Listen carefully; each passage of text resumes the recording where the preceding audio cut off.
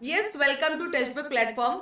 तो अगर आप बिहार शिक्षक भर्ती 3.0 का एग्जाम देने के लिए जा रहे हैं तो आपको एक एक्सपेक्टेड कट ऑफ आपके दिमाग में सेट करके जाना बहुत जरूरी है कि एक्चुअली कितना मार्क्स आपको चाहिए, कितना मार्क्स आपको मिले तो आपका जो रिजल्ट है वो बिल्कुल सेफ हो। और इसके लिए आपको प्रीवियस ईयर का कट ऑफ पता होना बहुत जरूरी है। उसी के आधार पर आप एक बेंचमार्क को सेट कर सकते हैं। अदरवाइज वो बात हो जाएगी कि हाँ पता ही नहीं है, रिजल्ट करना कितने पे करना पता ही नहीं है। तो आप जब मॉक दे रहे हैं तो मॉक में एक बेंचमार्क आपको सेट करना चाहिए कि भाई मॉक में आपका इतना मार्क्स आ रहा है कि नहीं। तो चलिएगा, मैं बात करूंगी कॉमर्स सब्जेक्ट के बारे में कि कॉमर्स में अगर मैं बात करूं तो अगर अकाउंटेंसी और आपका बिजनेस स्टडीज, ये दो सब्जेक्ट का अगर मैं कट ऑफ के बारे में बात करूं तो अकाउंटेंसी का जो कट ऑफ था वो जनरली हाई गया था। आपके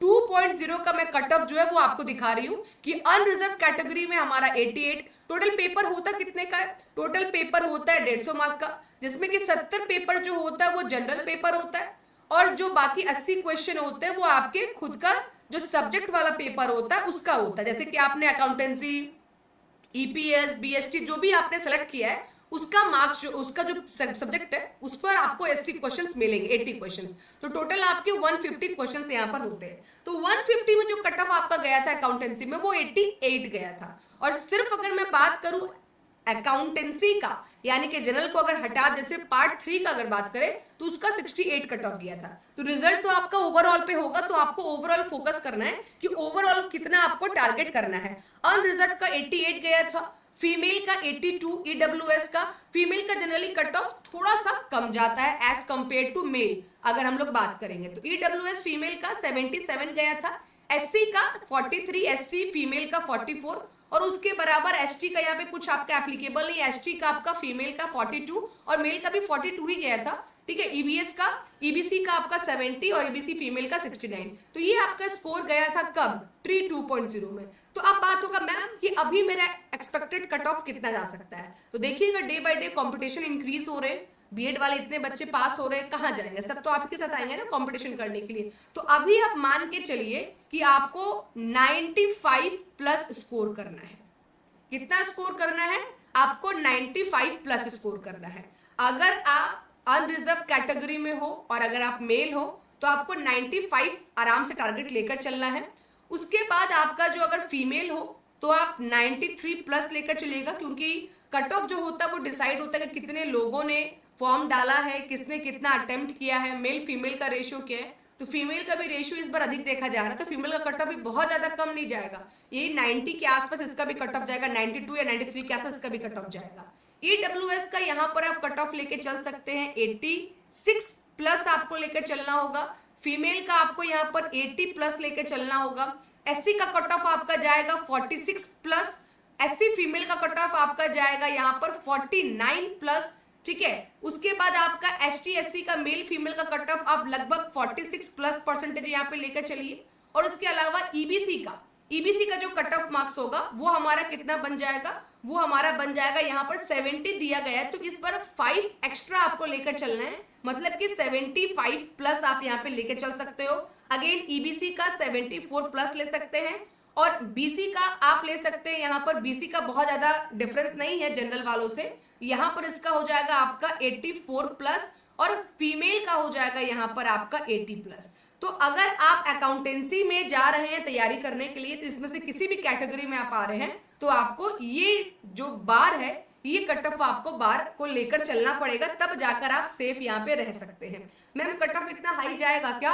हाँ, पेपर के लेवल बहुत ज्यादा टफ नहीं आते हैं। पेपर के जो पेपर का जो लेवल है वो इजी है। 2.0 में क्या था कि सेकंड पेपर जो आपका था सब्जेक्ट वाला पेपर वो तो इजी था, लेकिन जो आपका जनरल पेपर था वो थोड़ा सा टफ कंपैरेटिवली देखा गया था। तो जनरल वाले पेपर पे आप लोग थोड़ा सा ज्यादा मेहनत कीजिए, उसका स्कोर भी आप लोगों के लिए बहुत ज्यादा इंपॉर्टेंट रखता है। चलिएगा बात करते हैं हम लोग बीएसटी के बारे में, यानी बिजनेस स्टडीज के बारे में।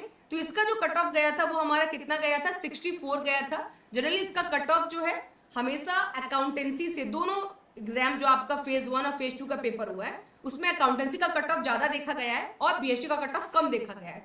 तो अनरिजर्व कैटेगरी का जो बीएसटी का कट ऑफ था जनरल का, मेल का, वो 64 था, फीमेल का भी 64, ईडब्ल्यूएस में दोनों का 61, SC का 39, फीमेल का 43। देखो अब यहाँ पे फीमेल का कट ऑफ जो है वो आपका इंक्रीज कर गया।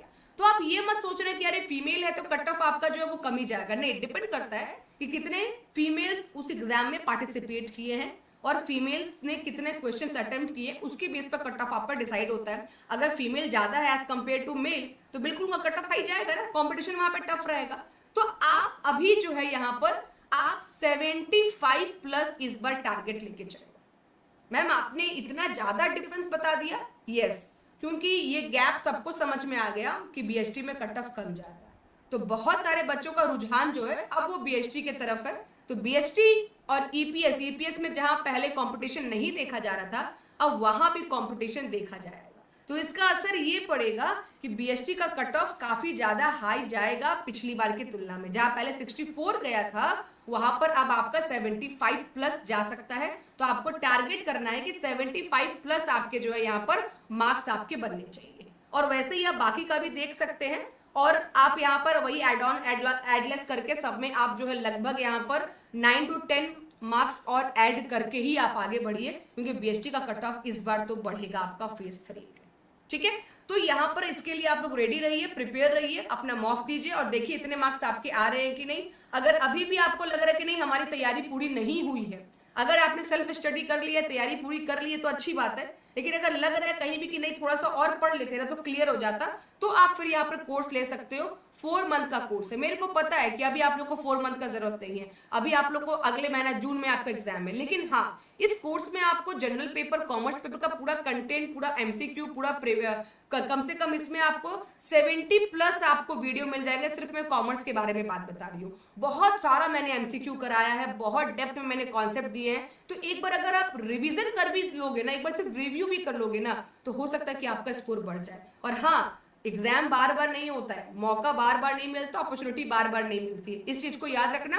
1000 रुपया जाएगा आएगा, 1000 रुपया बड़ी बात नहीं है, बस मौका देख लेना कि आपका एज निकल रहा है, टाइम निकल रहा है, जॉब बार बार नहीं मिलता है आपको। अगर तैयारी अगर हो गई है तो अच्छी बात है, लेकिन कहीं भी मन में थोड़ा सा डाउट है कि थोड़ा सा और अच्छे से कुछ मिल जाता ना कंटेंट, तो फिर अपने को तो उड़ा देते हैं। अगर ऐसा मन में आ रहा है तो कोर्स ले सकते हैं। और कोई आपका जो भी बच्चे ट्री 4.0 में जाना चाह रहे हैं, ट्री 4.0 जिनका टारगेट है कि 4.0 में एग्जाम देना है, ये एग्जाम भी दूर नहीं है, अगस्त में है, तो आप लोग बिहार एस्टेट और यहाँ पे ट्री 4.0 का लाइव क्लास जो है हमारा स्टार्ट हो चुका, कंप्लीट लाइव क्लास में करा रही हूँ। और अभी जो बच्चे सब्सक्रिप्शन लेंगे ना, उनको कंप्लीट रिकॉर्डिंग तो मिलेगा ही, साथ में लाइव क्लास भी मिलेगा। तो लाइव में अपने डाउट्स भी आप आराम से पूछ सकते हो मुझसे, अनलिमिटेड डाउट्स पूछ सकते हो। फिर मैंने एक टेलीग्राम चैनल आपका बना के रखा है जहां पर 24/7 में आपके डाउट्स को कवर करती हूँ। तो ये सब बेनिफिट आपको मिल जाएगा, जो कि अब एग्जाम के पॉइंट ऑफ टाइम में बहुत आपके लिए जरूरी है। अगेन कोड याद रखना, PSINGH, ये मेरा कोड है। क्या कोड है मेरा कोड क्या है? तो कोड है मेरा PSINGH। ये कोड को अप्लाई करके आप कोर्स ले सकते हैं। 12 मई तक की सेल है, उसके बाद ऑटोमेटिक प्राइस बढ़ जाएगा। टाइम नहीं है, ले लीजिए, बढ़िया से रिव्यू कीजिए, रिवीजन कीजिए और रिजल्ट इस बार ले लीजिए।